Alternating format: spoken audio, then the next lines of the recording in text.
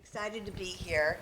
I moved here about 10 years ago, and we moved into a house where one of those defunct historic cemeteries lived.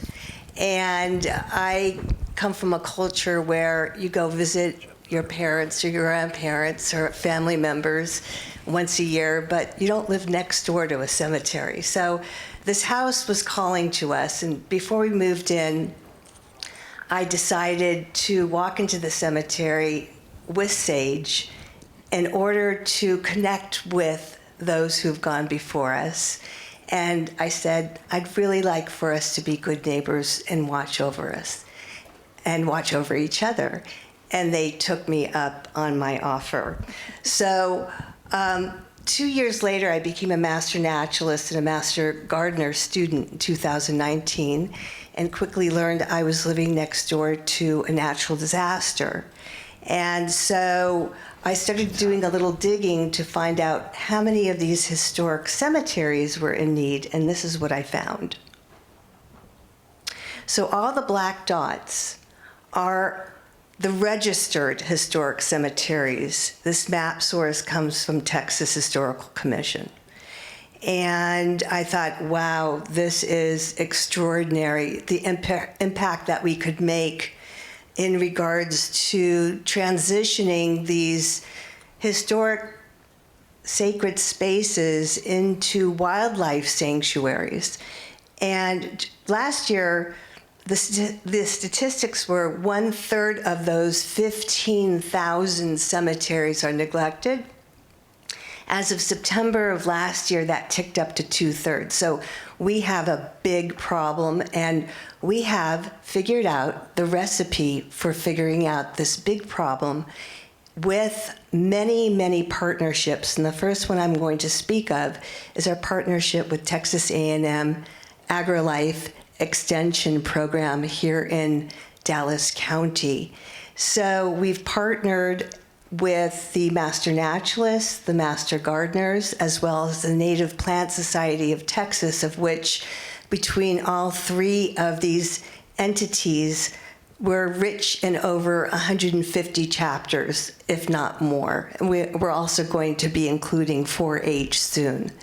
And with that, this creates the infrastructure for our volunteer-based program to resurrect these historic spaces into the sacred portals that need our attention for us to reconnect with our past history and appreciating those who have come before us, but also our local historic nature that we've lost touch with.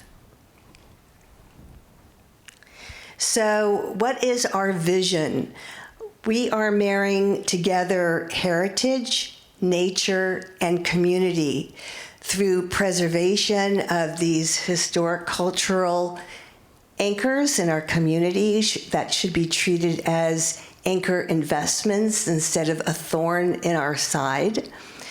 We're doing restorative work where we're transitioning big chunks of the landscape back into wildlife habitat through incredible, generous benefactors that have provided us with the resources to propagate our work and continue to propagate our work now that we have a grant that we are supplying Master Naturalists, Master Gardeners, and Native Plant Society of Texas chapters with a $500 grant to help transition these sacred portals into wildlife sanctuaries.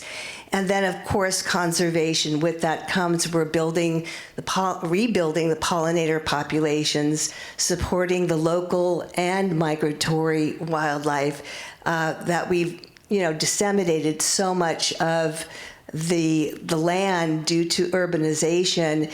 And going back to this map, the land speaks for itself in regards to how much impact that we can make with our program.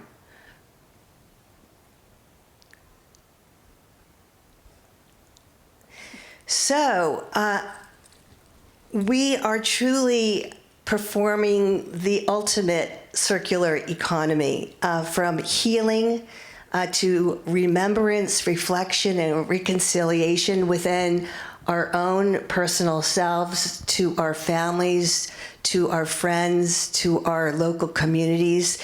There's something that happens when you walk into these historic cemeteries and you start to restore them and your hands are in the soil and knowing what is underneath the soil, and there's something happens. You're transported in time and you feel so much more connected to the local history and a true authentic sense of place. And it now has become, these have become rich hubs for our community, for 4-H, for students, as well as any schools that are nearby these historic cemeteries. The teachers are taking them out to have outdoor experiential learning opportunities to learn about the rich histories in which their communities exist, as well as the nature. And it's multi-generational, multicultural, so the exchange is really quite extraordinary. And through this, we're creating a strong sense of place. And it's interesting how cities as a whole throughout our nation, they don't have the resources to continue protecting these sacred portals. And I see that in the very near future, these are going to become anchor blue zones within each one of these communities because of the work that we're doing together. And so this is an animation that can be found on on our website, on our homepage, and this illustrates the circular economy that I just spoke of, and starting with the center with healing. We don't want to be pointing fingers. We want to make corrections, and corrections fast. And so through that comes community volunteers, education on green spaces. We have very few green spaces here in already dense urban settings, and to reimagine these historic sites as green spaces for community engagement is the low-hanging fruit to provide more rich opportunity for our neighborhoods. And in turn, we're protecting endangered species. We're building ecotourism opportunities for these cemeteries. So we're enriching the local economies as tourism comes to these places, because now not only is it a rich resource of the bygone history of the people, but has become a rich resource for studying the ecology. A lot of birding is happening in a lot of these cemeteries, and it's really exciting to see. And through this, we are reducing nature deficit disorder, which is a major problem not only amongst our youth, but it's a multi-generational issue. And we're really celebrating, the roots of our society through the constellation of living memorials, and reaching deep into the content of the soil, because most of these historic cemeteries are undisturbed ground, because when the pioneers first came here, when their loved ones passed, they allocated a section to bury their loved ones. So more often than not, these lands were not used in farming. And so with that, there are cryptic pools of seed banks waiting to be released once we remove the privet or any other product that suppresses its growth, as well as removing lawns. And we're finding a lot of rich biodiversity of plant life through these rich portals. And we're reducing stress, so people are now walking through. Becomes a great value for public health in regards to, instead of going to a park to play football or play frisbee, becomes more of a contemplative space with yourself and with your family and friends.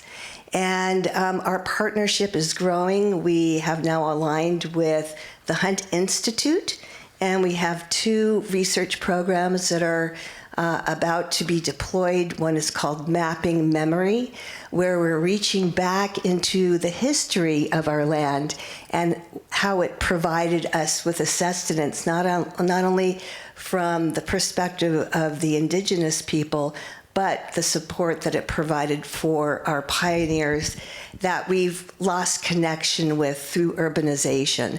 And then our second research program is the Youth Native Plant Propagation Program, where we plan on creating nurseries through the local schools and colleges in order to grow native plants, in order to sell back to the cemeteries and to any other enterprises that are in need of native vegetation.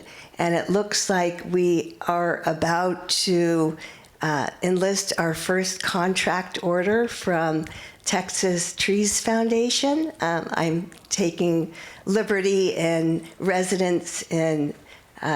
taking residence in that this is going to be manifested sooner than later. So I'm really excited about this. And also, just within our 2-year pilot, where we had 5 historic cemeteries that were a part of our pilot program, we calculated more than 13,000 volunteer hours just over the course of 2 years within these 5 cemeteries. And now we're launching statewide. So we're really excited to spread the word and share the love. So are there any questions? Let's open it up to questions. If you have questions for Julie, raise your hand and we'll come around with the microphone. All right, Christy has a question. You're probably used to me by now. Mine's more of a comment and gratitude. So our friend Amy Martin led a full moon hike, and Julie helped me out here.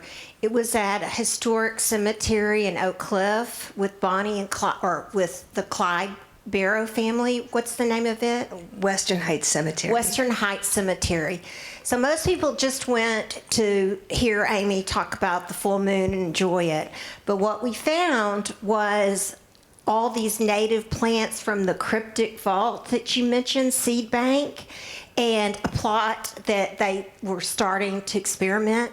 And then you'd see the young people dashing in just to see Clyde Barrow's plot. But I think as the native plants are restored, it's going to become a center that, yeah, they'll come in, but they'll stay and enjoy the peace and quiet. So thank you for your work. I just want to say, working with Julie, the North Texas Master Naturalists have developed an independent project in Oakland Cemetery because of what Julie has done, and that's kind of impressive because what is happening is she's getting other groups to see the value, Master Naturalist groups see the value of ecosystem recovery and in cemeteries, and the use of those cemeteries for land labs to teach about nature to folks in the communities. That's phenomenal. One last comment. Can you hear me? We have been invited to partner with Texan by Nature. We're now part of their Conservation Wrangler program. And so if you'd like to contact us, Grady McGann is in the room. He's the director of the Constellation of Living Memorials. And Melinda Gard, who used to work with EarthX in regards to corporate sponsorship and volunteer coordination. She is now working with us, and our community is growing. So please reach out to us if you're interested in volunteering. Thank you so much. Thank you, Julie. All right.